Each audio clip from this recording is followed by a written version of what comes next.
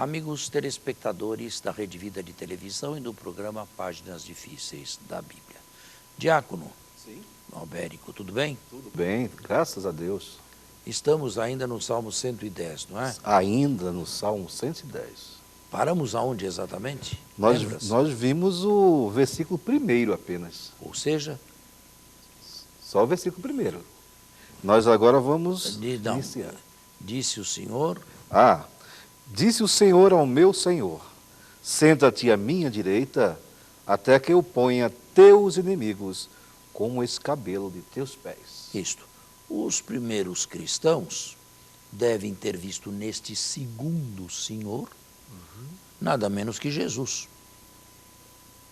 Uma maneira de saber quem é Jesus. Caso contrário, não saberiam. Jesus é o segundo Senhor, que após a paixão e a morte, com a ressurreição, sentou-se à direita do primeiro Senhor. E isso ajudou a reflexão cristológica. Quem se senta à direita de Deus, quem é? Quem pode sentar à direita de Deus? Compartilhar o mesmo trono de Deus e condividir as mesmas ações de Deus.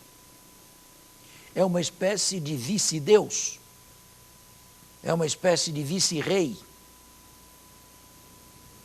Percebe que a cristologia vai subindo. E paramos em Paulo. Paulo chama sempre Jesus de Senhor, mas não o chama Deus nenhuma vez. Um só Deus, um só Senhor, um só Espírito. Coloca os três em aposição, mas não identifica Deus com o Senhor. Então, Paulo já, até onde ia a cristologia de Paulo? Eu falo Paulo porque foi o primeiro teólogo do Novo Testamento. Foi o primeiro que escreveu, e os primeiros escritos do Novo Testamento nós devemos a ele. O que tinha em mente Paulo? Ele cita este salmo aqui. Ele o faz minutinho só. Sim. Ele o faz na primeira carta aos Coríntios, capítulo 15. Sobre a ressurreição. Ele fala aqui, olhe, segundo aos Coríntios, primeiro aos Coríntios, 15, a ressurreição dos mortos. Veja. Assim como todos morrem em Adão, em Cristo todos receberão a vida. Cada um, porém, em sua ordem. Como primícias, Cristo. Depois, aqueles que pertencem a Cristo por ocasião de sua vinda. A seguir haverá o fim, quando ele entregar o reino a Deus Pai, depois de ter destruído todo o principado, toda a autoridade e todo o poder, pois é preciso que ele reine, até que tenha posto todos os seus inimigos debaixo dos seus pés.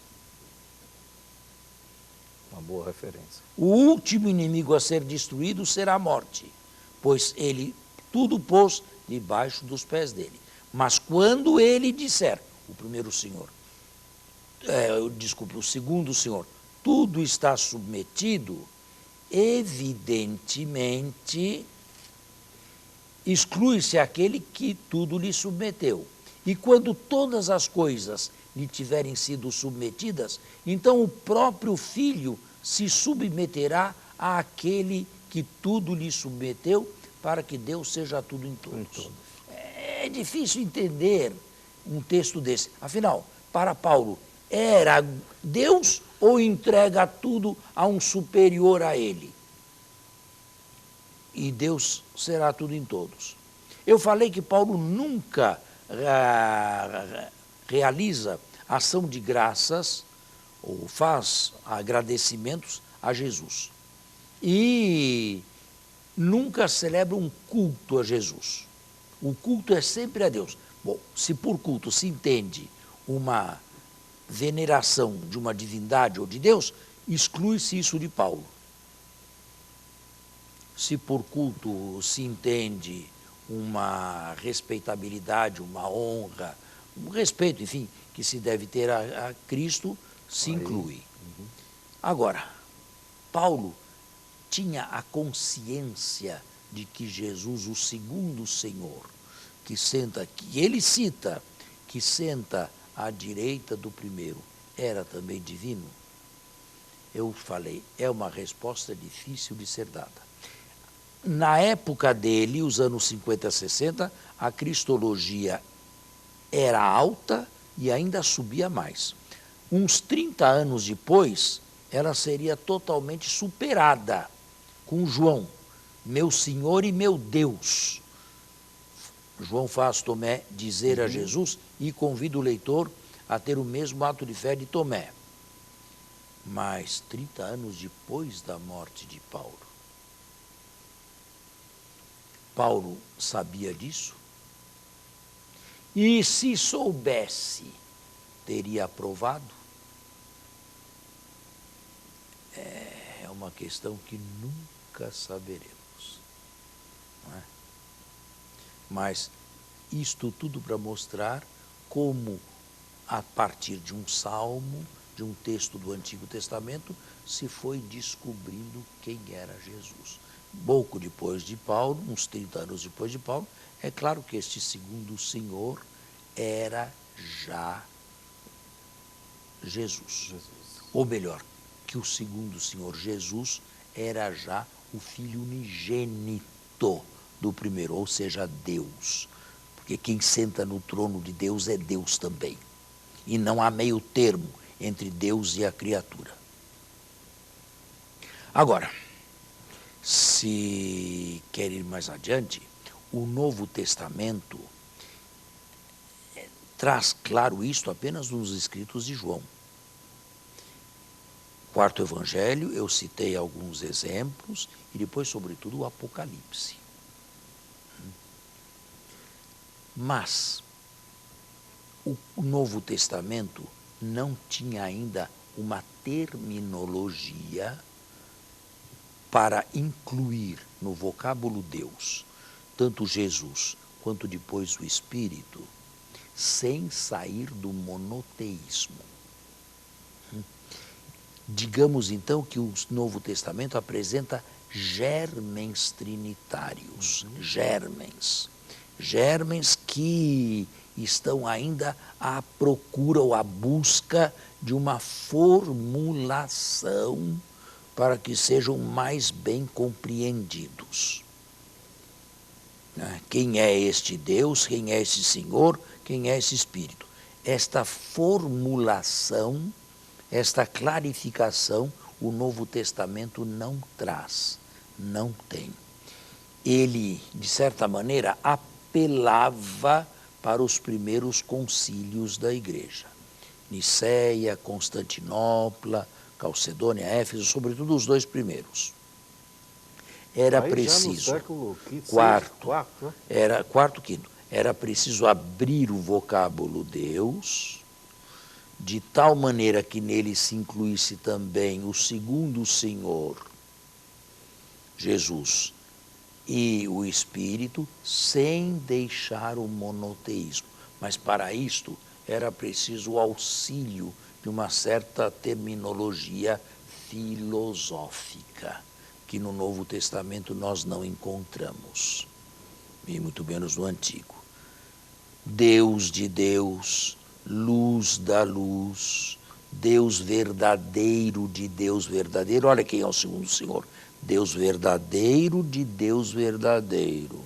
Quem é o segundo Senhor? Gerado, mas não criado. Quem é o segundo Senhor?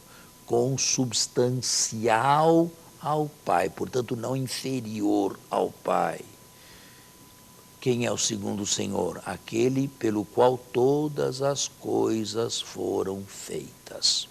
Mas para isto precisava de um vocabulário filosófico, consubstancial, homoousios, que a filosofia platônica, sobretudo, oferecia, mas não o Antigo Testamento e menos ainda o judaísmo. Então, abriu-se o vocábulo Deus de tal maneira que se incluíssem o Senhor, o segundo Senhor e o Espírito, sem sair do monoteísmo. Porque senão nós seríamos diteístas, ou melhor, triteístas, três deuses. Mas não. Pessoa em Deus nós chamamos três, mas por falta de outro nome melhor, porque pessoa para nós é o vocábulo mais nobre, mas a Deus tudo vai por analogia apenas, o vocábulo não é adequado plenamente a ele. São três pessoas, mas são três relações interdependentes ou intrínsecas na mesma substância. Somos monoteístas, ponto final, mas somos monoteístas trinitários. E isto judeus e muçulmanos não aceitam. Há pouco tempo atrás estive em Israel, estive em Nazaré, e bem ao lado da Basílica da Anunciação, um cartaz com um texto do Corão, provocatório, né, escrito em inglês, e dizendo ao povo do livro, da Bíblia, sobretudo nós cristãos, que nada de trindade, nada de três deuses, eles entendem três deuses, Alá é um só. Está lá, escrito, para quem quiser ler. Claro que a gente deixa, não vai responder no mesmo nível, não vamos descer de nível, não é? Mas para ver como nós somos olhados com suspeita, tanto por judeus quanto por muçulmanos, porque somos monoteístas, mas monoteístas trinitários. Mas só se chegou a essa compreensão realmente por ação do Espírito Santo. Eu penso que ao homem isoladamente não dá para se alcançar essa ciência, né? Esse tempo aí. Vamos fazer um intervalo? Vamos. E já voltamos. De volta. O Salmo 110 Sim. não diz que o segundo Senhor é Jesus, e muito menos que é Deus, mas ajudou os cristãos na reflexão de quem era Jesus depois da sua morte, depois da sua ressurreição. Certo. Sobretudo pela ressurreição. E se tudo terminasse na morte, seria um fracasso total. Certo? Certo.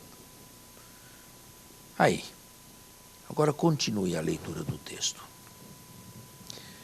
Desde Sião, Senhor, estende teu cetro poderoso e dominas em meio aos teus inimigos. A ti, o principado no dia do teu nascimento, as honras sagradas desde o seio, desde a aurora da tua juventude. Até aí vai. Jurou o Senhor e jamais desmentirá. Tu és sacerdote para sempre, segundo a ordem de Melquisedeque. E aqui vamos parar de novo. Vamos começar pelo mais fácil. Jurou o Senhor para sempre, tu és sacerdote para sempre, segundo a ordem de Melquisedeque. Essa expressão é ininteligível. O que significa segundo a ordem de Melquisedeque? O que significa isso? Que ordem é essa? Ele aparece assim. Que ordem é essa? A melhor tradução é: tu és sacerdote para sempre, à maneira de Melquisedeque. Fica mais inteligível do que segundo a ordem de Melquisedeque. É má tradução. É má tradução. Começamos com o mais fácil. Então, de agora em diante, tu és sacerdote para sempre, à maneira de Melquisedeque. E vamos falar do sacerdócio. No Antigo Testamento, com as monarquias, já antes do exílio, havia sacerdotes que oficiavam no templo de Jerusalém e no templo lá de Betel e de Dan, no Reino do Norte.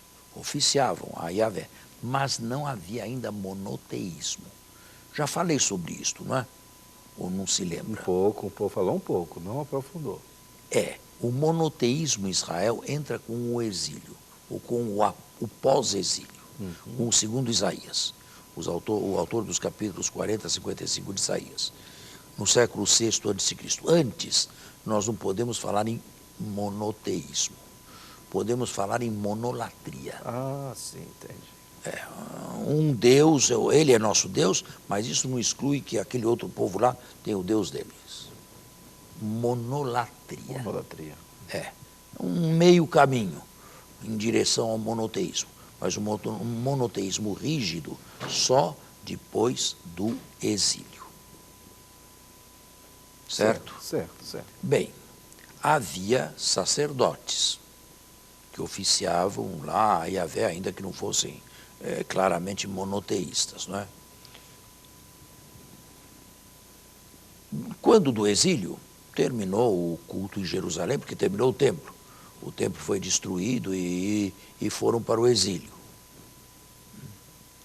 Quando voltaram, a partir de 520, o templo foi reconstruído e o sacerdócio foi restabelecido. E no tempo do exílio, Ezequiel, que é o profeta do exílio, estabeleceu rigidamente ou estratificou o sacerdócio. Ele é da tribo de Levi, mas os levitas foram rebaixados, ficaram uma espécie de diáconos. Né? Só o clero de Jerusalém, sadocitas, ou que se julgavam descendentes de Sadoc, o antigo sacerdote bíblico do rei Davi, podiam continuar a oficiar e oferecer os sacrifícios. Os sacerdotes sadocitas. Eles explicavam a lei, tinham obrigação de explicar a lei, tinham obrigação de consultar Deus pelo povo, mas aos poucos essas funções foram ou desaparecendo, consultar Deus, ou então passando para a mão de outros, como explicar a lei, quando surgiu o grupo dos escribas, isto é, advogados com relação à lei, à Torá, ao Antigo Testamento, uma espécie de advogados. Este estudo passou para eles. E aos sacerdotes ficou praticamente o sacrifício.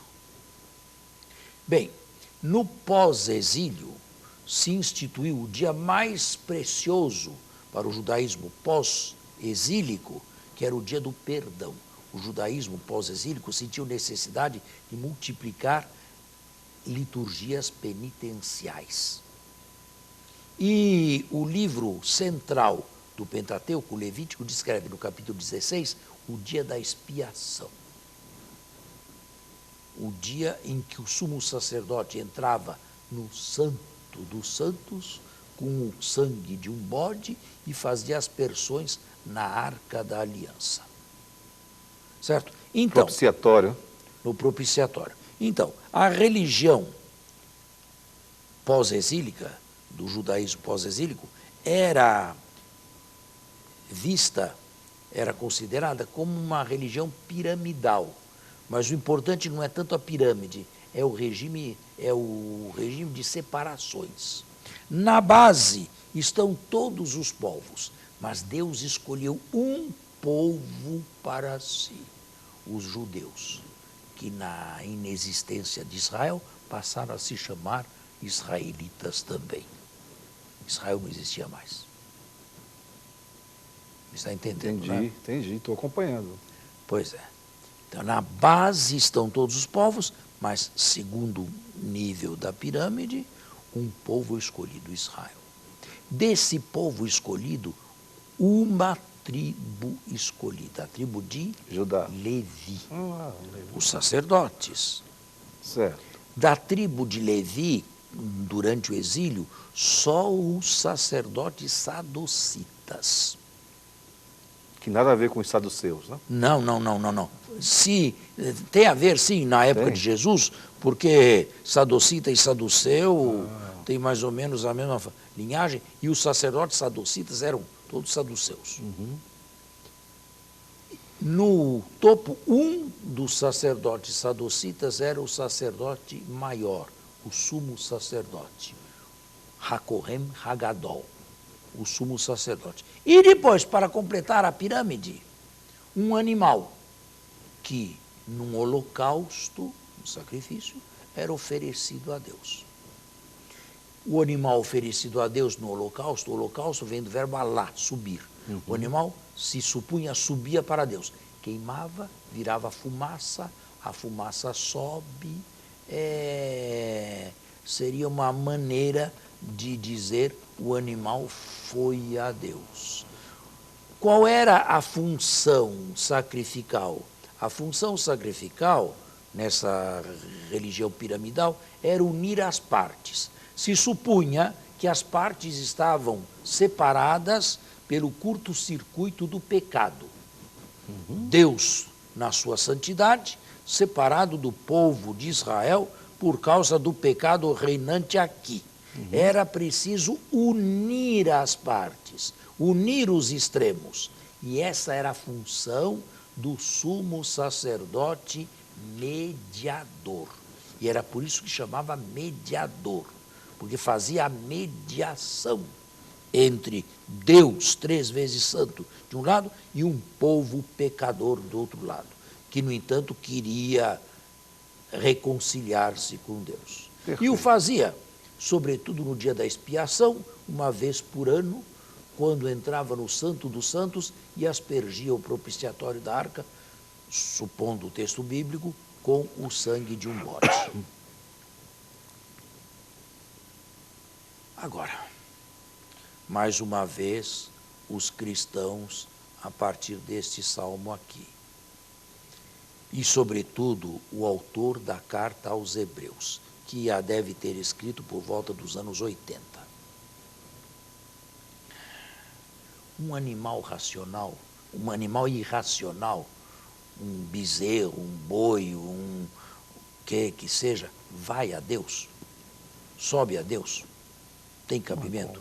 E um animal irracional pode purificar uma consciência de um ser humano racional manchada pelo pecado? Que relação tem a ver o sangue de uma vaca com a minha consciência manchada pelo pecado? Um animal irracional não vai a Deus. Quem deveria ir a Deus, por ser sumo sacerdote mediador, era o próprio sumo sacerdote. Mas ele não podia ir a Deus por 2 motivos. Primeiro, porque não podia se suicidar.